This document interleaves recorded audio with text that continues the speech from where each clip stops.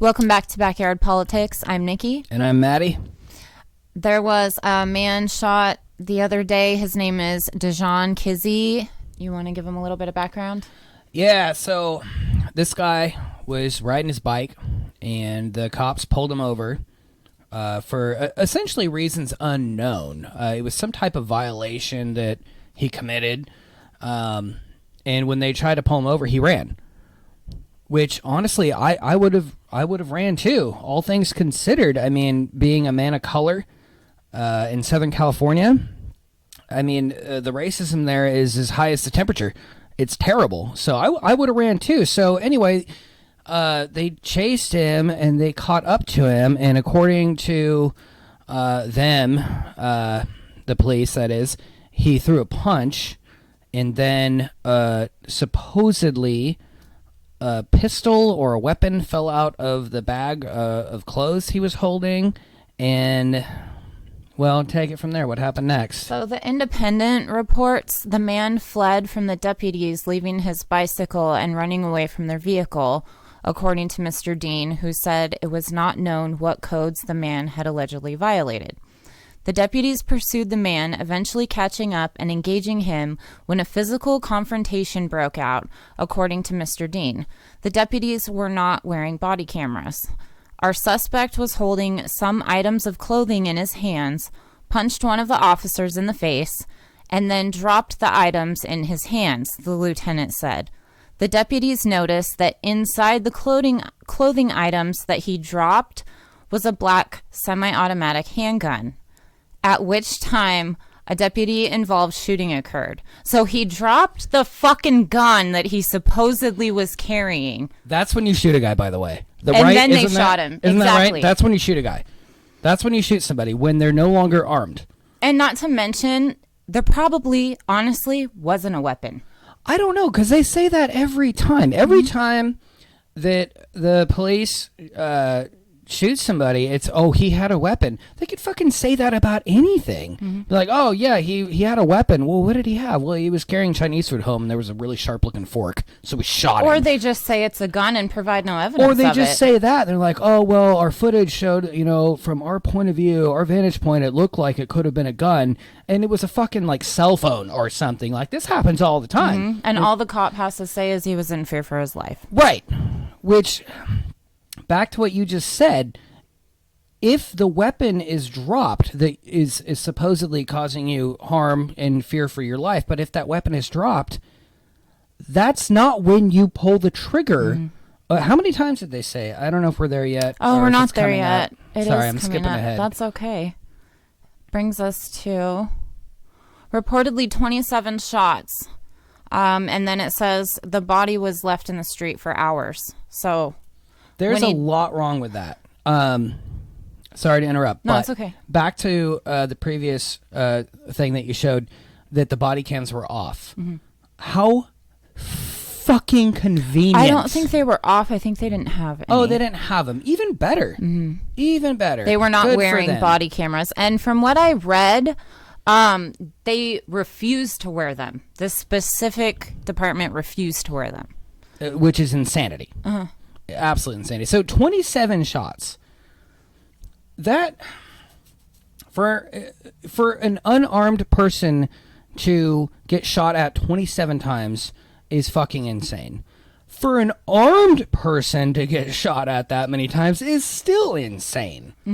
Well, they're not trying to arrest people. They're trying to kill people. That's the point I was going to say. I don't mean to No, interrupt take you either. the floor. It's your show. The fact that... The fact that he was shot 27 times when they're supposed to subdue somebody to arrest them so they can have their day in court. I would say, just to be an asshole and a little bit facetious about this whole topic, I think the cops, instead of de-escalation, they actually prefer escalation, because then it ends faster, and there's probably a little bit less paperwork because there's not much to talk about now. The guy's dead. Well, there's also other proof that they do it for other reasons. The family of Andres Guardado sues Sheriff's Department, deputies involved in fatal shooting. So this 18-year-old was a security officer at an auto detailing garage, and The cops got a call that there was somebody suspicious in the area, so of course they see a brown man, and they run after him. He's armed because, again, he's a security officer in, I believe it was L.A. Yeah, L.A. County. And so he drops down to the ground on his stomach, surrenders, throws the gun to the side. They come up behind him, stand over his body, and kill him, shooting him, I think it was 5 times in the back while he's laying down, and then later claim that he was reaching for his gun. Again, I need a better word than insanity to describe this shit, because it's like that old.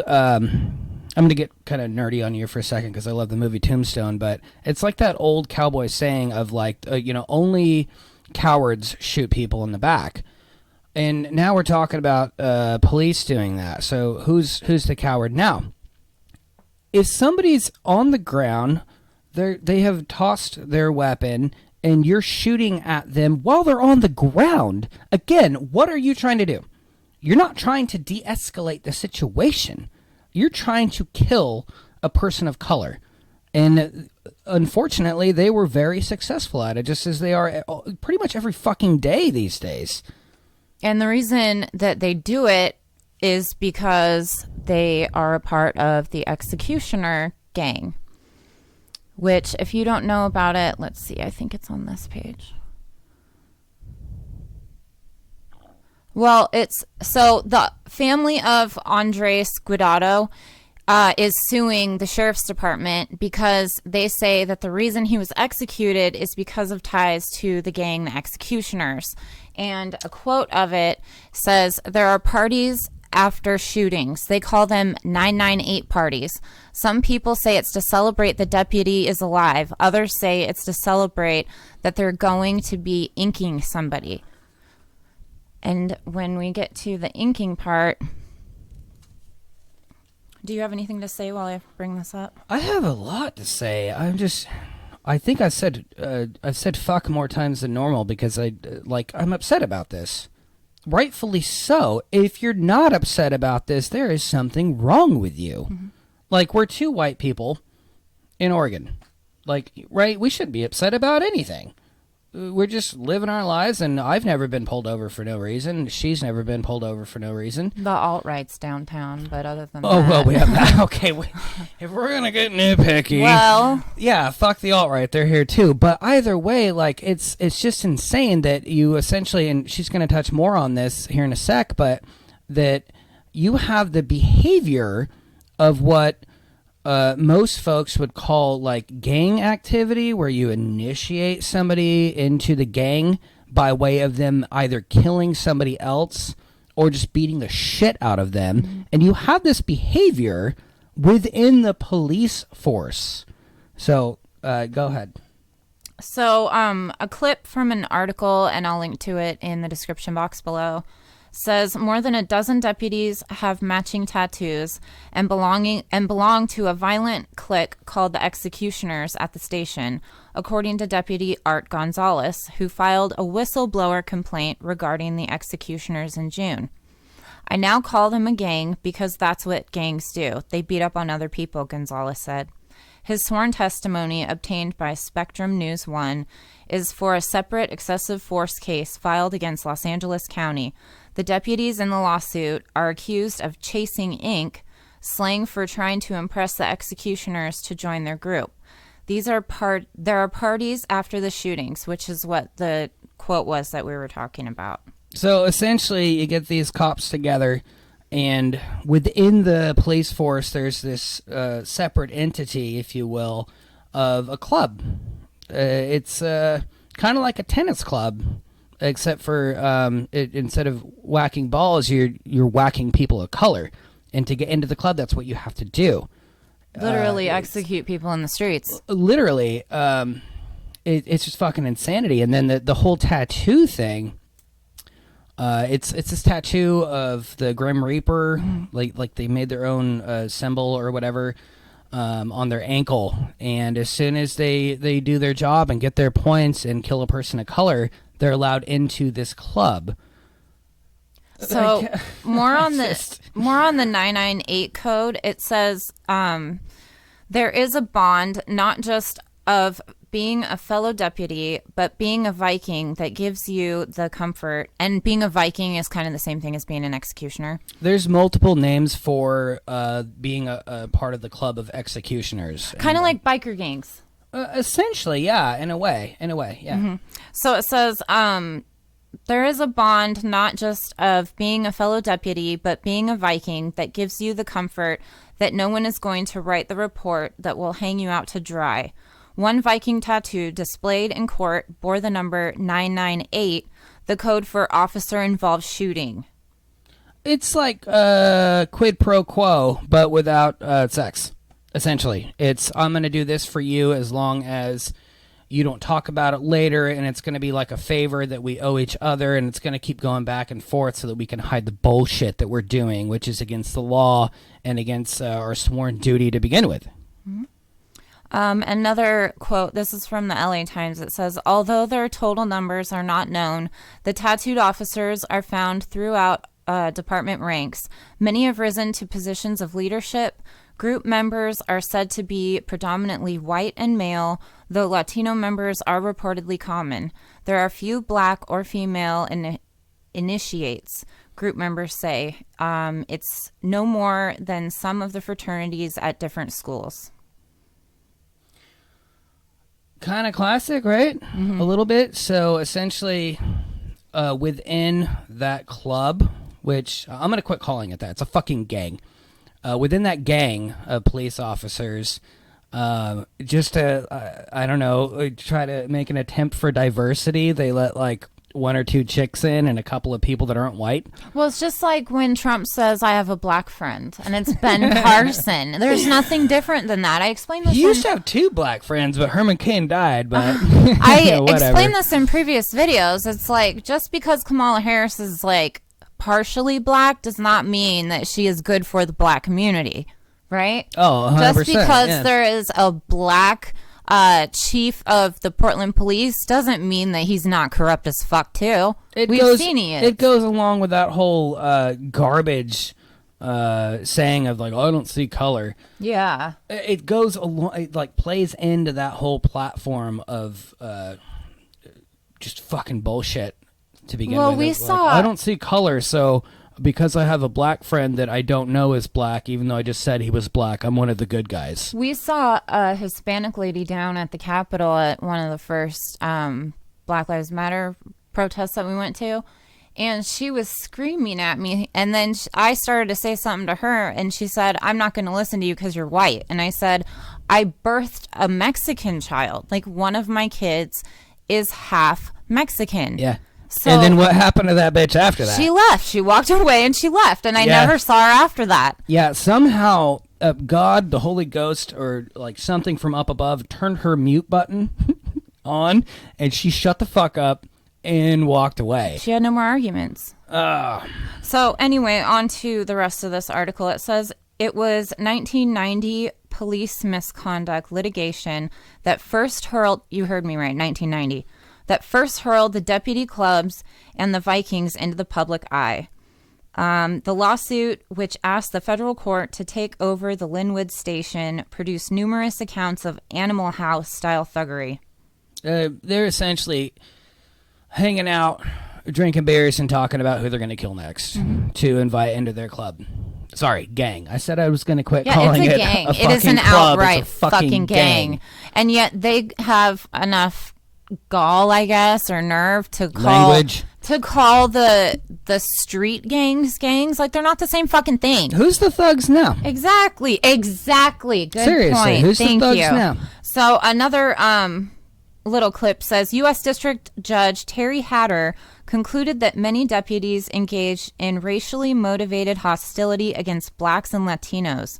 In 1996, the department was ordered to pay $7.5 million to 80 alleged victims of excessive force in the area policed by the Linwood station and spend $1.5 million for mandatory training. This is all in the 90s. Like, it is, and like the best and worst part about that is cool. You got to pay $7-8 million towards these families that lost loved ones because you're a fucking racist piece of shit. What does that do? And then 1.5 million for training. Yeah, you can't train a racist because they've already been trained by the to Israelis. Be a fucking racist. The cops have Israeli training. I mean on like a humane level. But also, it's the whole system that's corrupt. Oh, absolutely agree. Yeah, it's a sickening thing to think that they made an attempt to look like the good guys because they want to throw $1.5 million at retraining their officers. Split 80 ways. Retraining their officers to not be racist pieces of shit. Yeah. And that's like, their fucking cherry on the cake with it. It's like, see? Dink. It kind of makes you realize that all those people that called the LA riots were full of shit because they were LA protests. Oh. I am glad that you said that the way that you said that, because that's what it was, and that's what it is now as well. But that's what it was. And the mainstream is saying that it's riots. Yeah. Now, people of color in a street fighting for what they believe in, according to mainstream media, that's a riot. Yep. Even if they're just walking. Yep. That walking, hanging out with their kids, holding signs saying, we don't want to be the blasphemy of this corrupt society anymore. We just want to be a part. I saw a meme or something somebody posted the other day saying something to the effect of, aren't you glad that people of color just want equality and not revenge? Yeah, no shit. I'm a decent human, I think, but when somebody fucks me over, man, I mean, I would never do anything, outwardly violent towards somebody, but when somebody fucks me over, like, that's one of the first thoughts, even though I don't act on it, is that, like, I don't think the first thing I think is, like, I just want to be square and equal to them. No, like, the first thought is revenge, and again, I don't act on that, I don't do that, but Jesus fucking Christ, like... Well, it goes to the Native Americans, too. Like, look at how much we squash them, and all they do is protest. Yeah. And then they go disappearing just like the protesters now. They do. They went disappearing in the fucking... If we keep going like this is going to be like a 3-day-long episode. I know. I keep thinking of other stuff. This is why we combine forces, is to bring you more stuff. Yeah.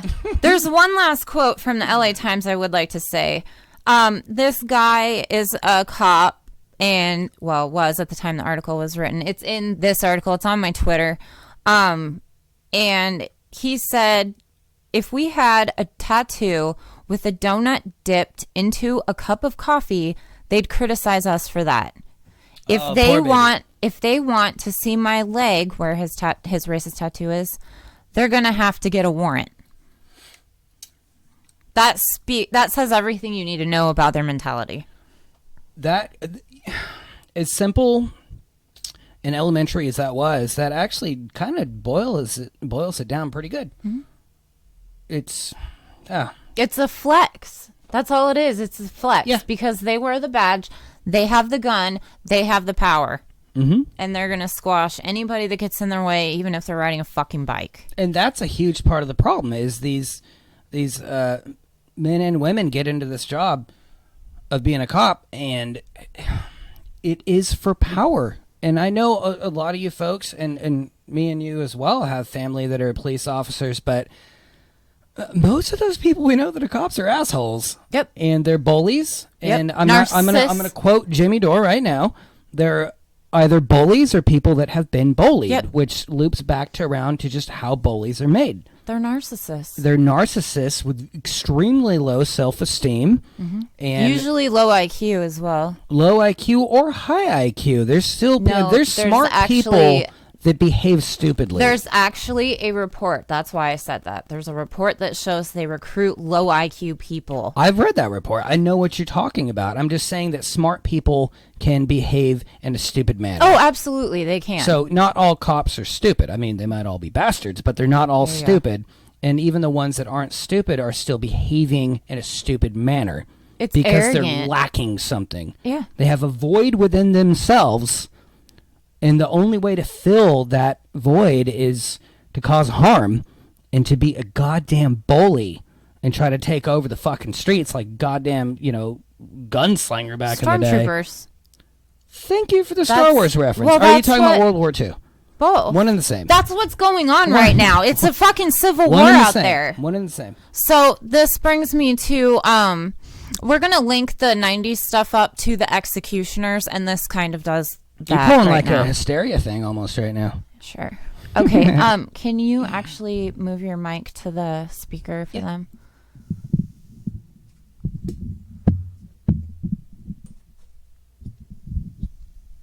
Thank you.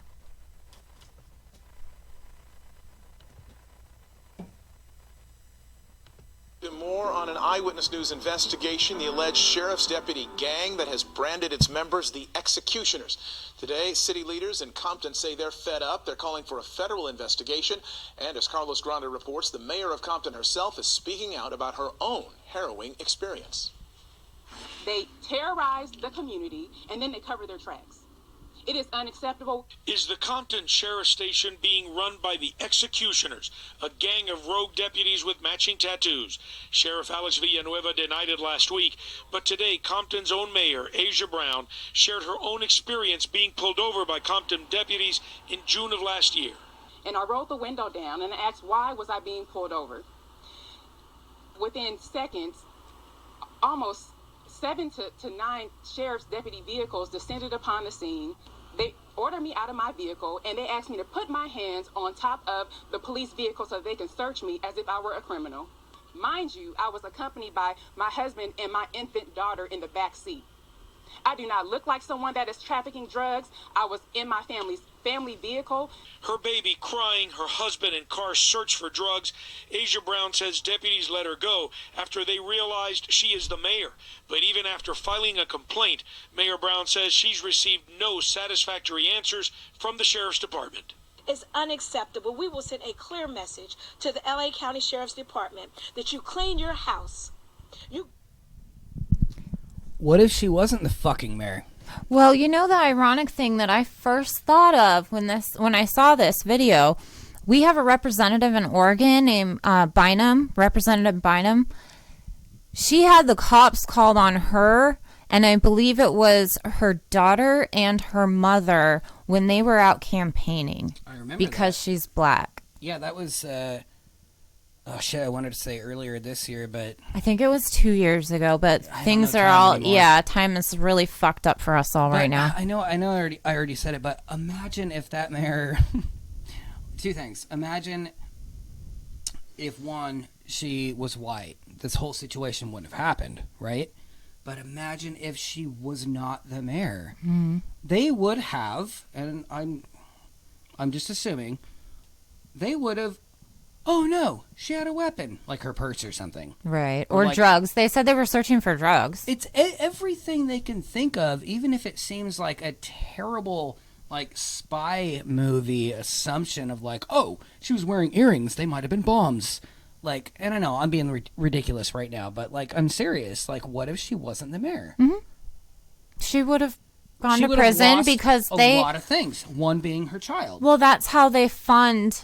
The dad probably would have had the kid for a little while, but that's how they fund everything that's going on, the prison system. They snatch black people and brown people and poor white people off the streets and throw them in prison and make fucking money off of them. Then when they get released, they can't get a goddamn job, so all they have to do is go back to the thievery or selling drugs or shit like that, and then they're back in the fucking prison system and prison's making money off of them, and it's a fucking cycle. So they either get shot in the streets or they're part of the prison system. It's slavery or execution. That's their choices right now. And that have been their choices. That is exactly what it is. It's modern day slavery, and it's completely legal. Yeah, because the cops are in these fucking gangs. They're trying to get a goddamn tattoo, so they're shooting and killing an 18-year-old in the back who's laying down. Because that's a threat. Yeah. Well, he's brown, so they can say he had a gun on him. So this brings me to a little clip of Jacob Blake's dad speaking out on little bit of what's going on. The two justice systems were in stark contrast of each other right there in front of your eyes. You can see that on video. That white young man got a high five and some water. My son got 7 to the back, hot ones to his back. He's paralyzed from the waist down. That young man went home to his house in Illinois, Antioch, Illinois. He didn't go home in Kenosha or Racine. He went to another state.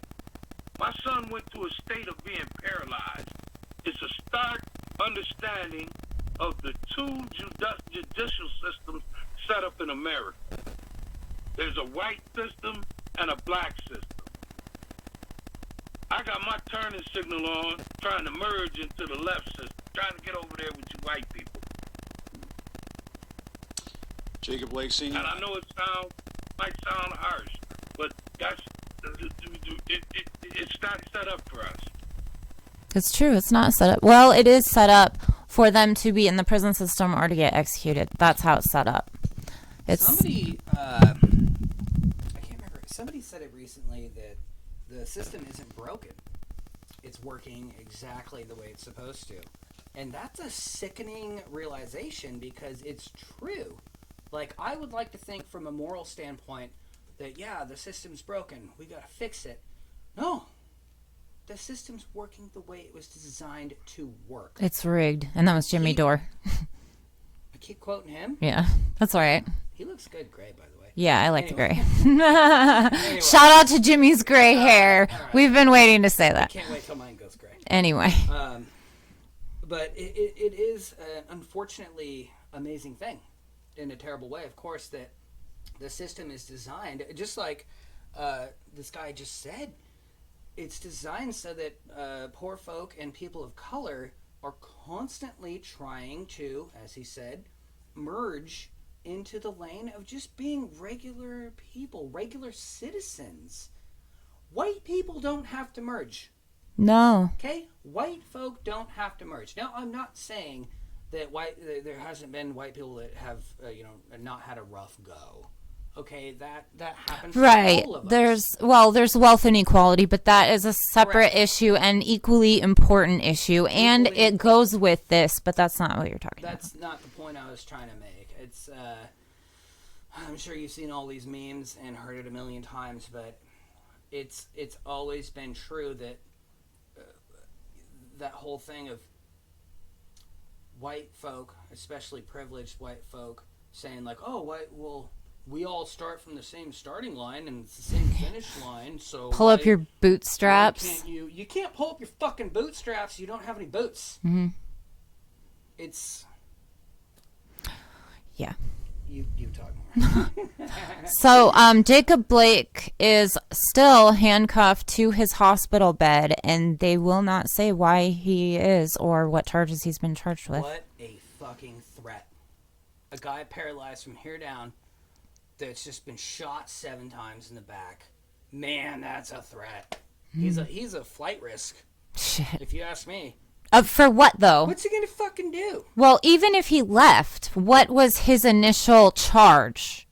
There isn't one. Are you trying to tell me that in the United States of America that somebody was handcuffed without arrest? Because that sounds very illegal to me. That's exactly what... I know you're being I sarcastic, am. but that's exactly what fucking goes on.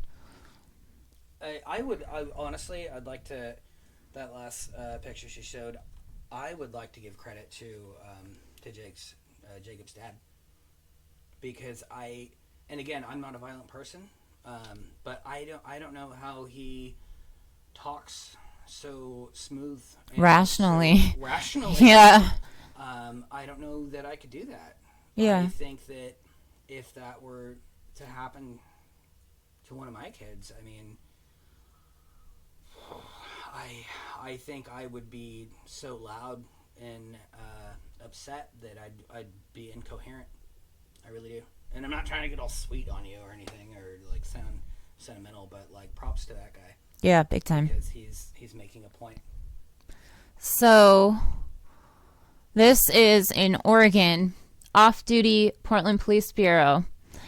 He's standing behind Mace and Bat Guy in the other pic, walked up and down the street. So this is a Portland police officer off duty supporting a Trump rally with the alt-right. Questions? That was rhetorical. I wasn't being like an ass to you. I don't know. I mean, you brought it home. Literally. You brought it home. We're talking about all this that happens all over the country, and you just brought it home. You This is Oregon. You literally brought it home. I think this is in Washington. Oh, yes. I'm sorry. This is Washington. You're right. It's Portland police folk hanging out with the alt-right. So he went across the river because he didn't think anybody would notice. He crossed Columbia because apparently there's not enough racism here. Yeah. I don't know. It's Well, it gets better. That's embarrassing, honestly. This is video footage, and we don't need the sound. It's fine. But this is video footage of alt-right instigator, asshole, right wing, I don't know what you want to call him. It's Joey Gibson from Patriot Prayer. He starts a bunch of shit in Oregon and Washington.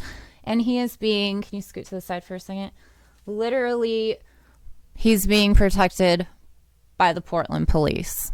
You can only see a couple of the cops right here, but he actually was surrounded by police, Portland police, that were protecting him when I want to say, if I remember right, he pulled over to get gas or something. And I don't know why he was pulled over, but I do know that the day of this, the alt-right, the Patriot Prayer, etc., they all had a rally in Portland, and they were escorted through the fucking town by Portland Police Bureau. And later that night is when the shooting happened, where one man was killed.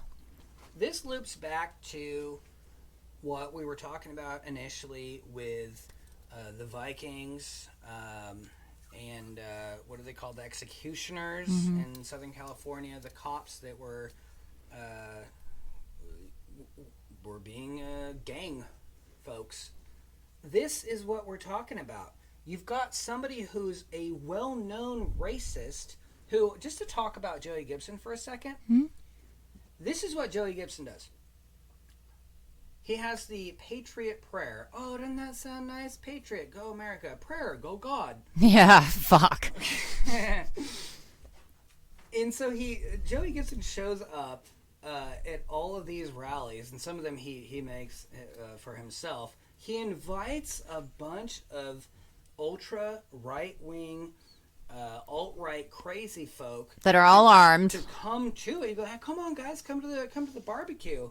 But make sure to stay peaceful. And then he essentially instigates them to start shit for him so that he doesn't have to look like the bad guy. And at the end of the day, after the alt-right beats the fuck out of good, decent humans, Protesters, then Joey Gibbs oh no, I didn't want it. and he uses his stupid stooge Tiny to do this, and I've outed them before on previous videos and talked about Tiny. Tiny had a warrant for his arrest, and the Portland Police Bureau saw him at the fucking protest, and I believe he was using pepper spray, if I remember right. But they didn't arrest him, and then they got asked later why they didn't arrest him, and they said, well, it's hard for us to know. They fucking know. They've worked with these people. They've exchanged texts with Joey Gibson. Joey Gibson and one or multiple officers for the Portland Police Bureau. One that I know of for sure. One confirmed police officer with a PPB was texting back and forth with asshole Patriot Prayer Joey Gibson. I reported about this in a previous video. Oh, I remember. It was a good video. Back and forth about, like, essentially the cop giving him tips on how to, like, not get arrested. Not get arrested for one, but also giving him tips on where the protesters were going and what they planned to do. Yep. Where they were going to be and all these things. And So this brings us to this is just cop mentality. This is how the system is built. And this brings us to the... I'm sorry. Oh, go ahead. I'd like to say one thing real quick. Yeah. If Joey Gibson was not alt-right, if he was a protester hanging out down there and he felt threatened, you'd think you'd have a circle of cops around him? Not a fucking chance. Not a chance. If he was standing up for the people, whether it be BLM or just overall human rights, not just white people, Christian American rights, because that's something else. But if he was down there protesting for human rights and he felt threatened, there's no fucking way that the cops would have protected him the way they did. If you want to scoot to the side for just a minute, notice here they have zip ties ready for the protesters, and they're facing the protesters. That just speaks volumes. May as well be a fucking noose. So, this brings us to, I'm not going to show the entire clip. I am going to link to it in the description box below, and I highly encourage everybody to watch the full clip of Chris Hedges' speech at Movement for a People's Party. It was exactly on point with what is going on. We do have choices. There's not anything good right now, but we do need to get out in the streets and actually make a fucking stand. So I do want to ask you to mic it one more time so that I can show this little tiny clip.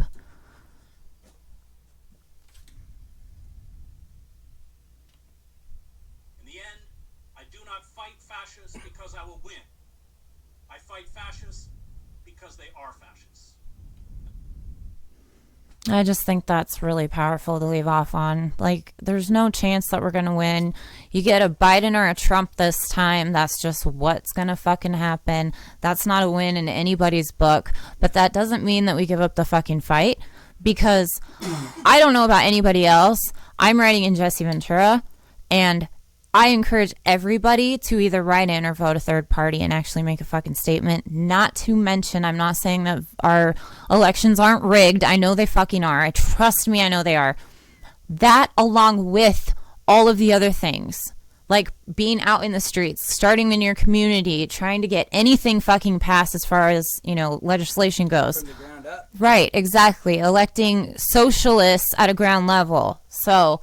Oh, socialists, aren't those the guys from Russia that's trying to... Oh, Jesus. Russiagate. Seriously, not funny. Sorry. Anyway, do you have anything else to say? Oh, yeah, I got a lot to say, but I think we've said enough for today. Yeah. All right. So, like this video. It helps the algorithm. Please share it on your social media. #backyard-politix. I'm on Twitter, Facebook, and Instagram. I'm also on Patreon and Venmo. It's all at Backyard Politics or Backyard Politics Official. Make sure you're subscribed. And until next time, Medicare be with you.